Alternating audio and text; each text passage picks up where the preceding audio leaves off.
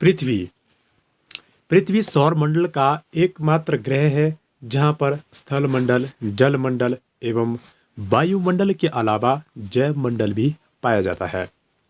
Radio active dating के आधार पर पृथ्वी की आयु 4.6 अरब वर्ष ज्ञात की गई है। पृथ्वी की आकृति के बारे में भी बात कर लेते हैं। पृथ्वी की आकृति का भूमध्य रेखीय व्यास 12,756 किलोमीटर है, जबकि ध्रुवीय व्यास 12,714 किलोमीटर है। अतः स्पष्ट है कि पृथ्वी पूर्णतः गोले की आकृति में नहीं है। इसकी आकृति नारंगी से मिलती जुलती है, जो ध्रुवों पर चपटी तथा भूमध्य रेखा पर थोड़ी उभरी हुई है। पृथ्वी का अपना एक विशिष्ट आकार है जिसे जियोड कहा जाता है।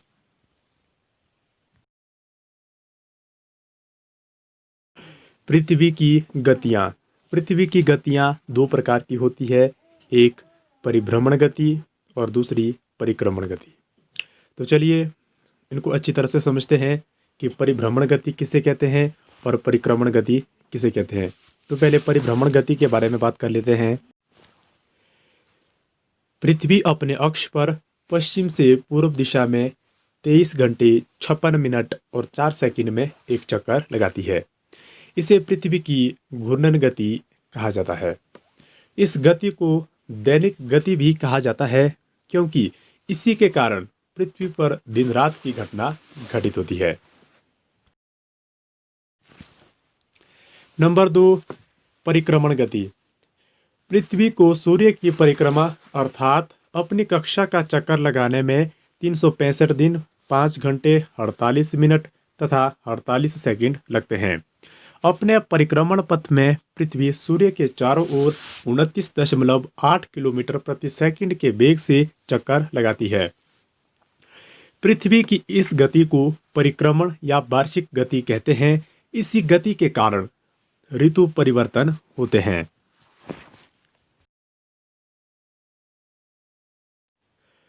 पृथ्वी से सूर्य की दूरी।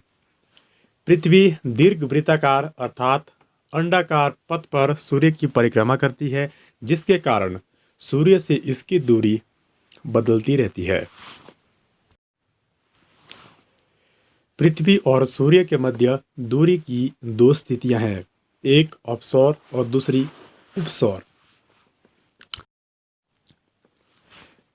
अपसौर, जब सूर्य और पृथ्वी के मध्य अधिकतम दूरी पाई जाती है तो उस अवस्था को अपसौर कहा जाता है। इसमें सूर्य और पृथ्वी के बीच की दूरी 15.21 करोड़ किलोमीटर होती है। ऐसी घटना 4 जुलाई को घटित होती है। नंबर 2, उपसौर। जब पृथ्वी और सूर्य के मध्य न्यूनतम दूरी होती है तो उस स्थिति को उपसौर कहा जाता है। इसमें सूर्य और पृथ्वी के बीच की दूरी 14.70 करोड़ किलोमीटर होती है। यह स्थिति 3 जनवरी को होती है। सूर्य ग्रहण और चंद्र ग्रहण के बारे में भी बात कर लेते हैं। सूर्य ग्रहण, जब पृथ्वी द्वारा सूर्य की तथा चंद्रमा द्वारा पृथ्वी की परिक्रमा के फलस्वरूप सूर्य, चंद्रमा तथा पृथ्वी क्रमशः एक सीधी रेखा में आ जाते हैं तो सूर्य ग्रहण होता है। सूर्य ग्रहण में चंद्रमा सूर्य और पृथ्वी के बीच में आ जाती है। चंद्र ग्रहण, जब पृथ्वी द्वारा सूर्य की तथा चंद्रमा द्वारा पृथ्वी की परिक्रमा के फलस्वरूप पृथ्वी, चंद्रमा और सूर्य के बीच आ जाती है तो चंद्र ग्रहण लगता है। संक्रांति, सूर्य की कर्क तथा मकर रेखा की स्थिति को संक्रांति कहा जाता है। संक्रांति 2 प्रकार की होती है, कर्क संक्रांति और मकर संक्रांति। तो पहले कर्क संक्रांति के बारे में बात कर लेते हैं।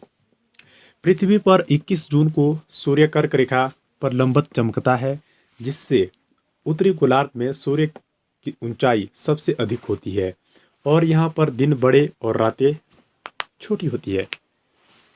इसलिए उत्तरी गोलार्ध में ग्रीष्म ऋतु होती है। इस स्थिति को कर्क संक्रांति कहा जाता है। इसी समय दक्षिण गोलार्ध में इसके विपरीत स्थिति बनी रहती है, जहाँ सूर्य तिरछा चमकता है और जिससे यहाँ पर रातें बड़ी और दिन छोटे होते हैं तथा गर्मी कम होने से शीत ऋतु रहती है। नंबर 2, मकर संक्रांति। 22 दिसंबर को दक्षिण गोलार्ध सूर्य के सम्मुख रहता है, जिससे सूर्य मकर रेखा पर लंबवत चमकता है, जिससे यहाँ पर ग्रीष्म ऋतु शुरू हो जाती है। इस स्थिति को मकर संक्रांति कहा जाता है। इसमें उत्तरी गोलार्ध में सूर्य तिरछा चमकता है, जिससे दिन छोटे एवं रातें बड़ी होती है और गर्मी कम होने के कारण शीत ऋतु शुरू हो जाती है।